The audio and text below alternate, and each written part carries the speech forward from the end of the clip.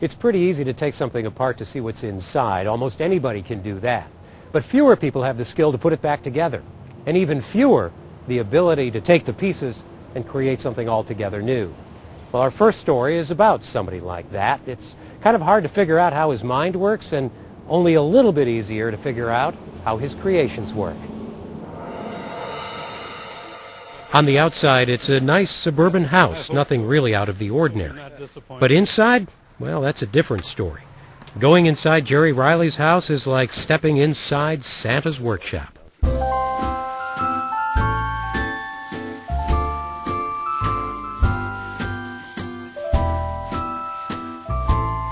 But Santa's elves did not make all this stuff. Jerry Reilly did. And then once he just starts dancing.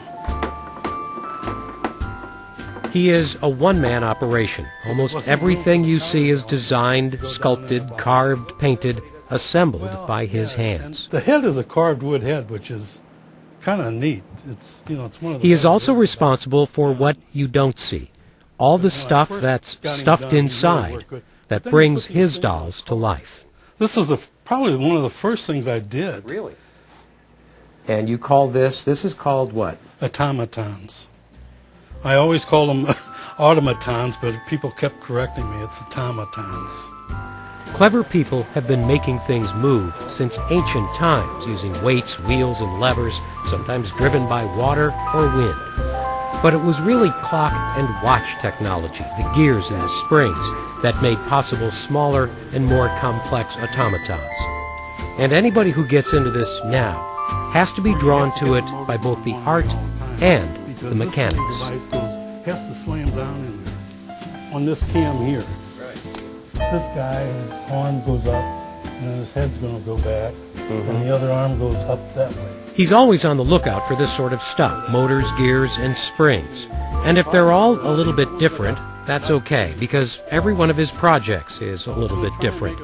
Each presents its own challenges, frustrations, trials, and errors. You live by your mistakes, you really do. You got to learn through your mistakes.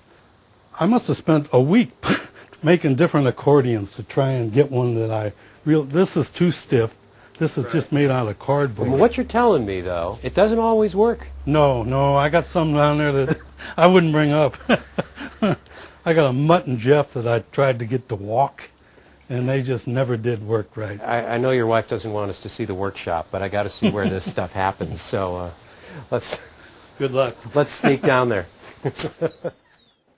We don't have a really big area here, so. No, I do. Your ideas are bigger than your workshop. I really do more out in the driveway than I do. This is just where I paint once in a while. Mm-hmm.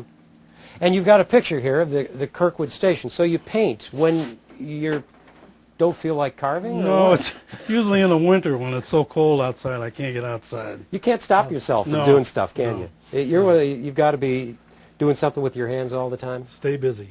Yeah. He started out as a woodworker, so he had that going for him. But the rest of the skills he picked up along the way as needed. He taught himself to be a wood carver. And when he decided he needed metalworking skills for the mechanical part of his creations, he went back to school.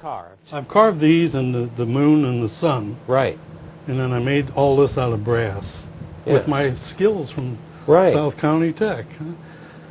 But all you do is crank it and get the wire to go down, and the little guy comes.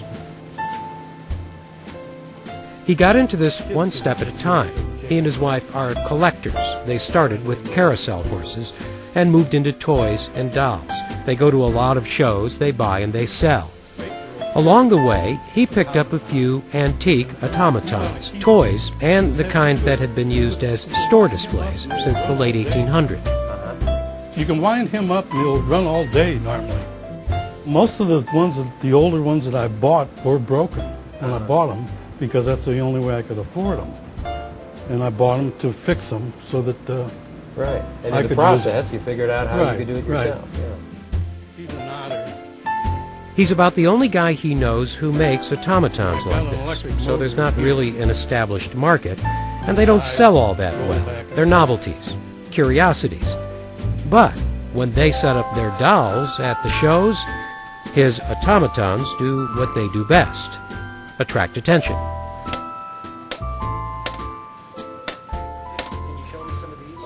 Well, this is just a little jack-in-the-box I did, and I got a motor from my remote car, and I put a little cam on it, and when I trigger the device, he just will shake. Unfortunately, cell phones sometimes will start this off too.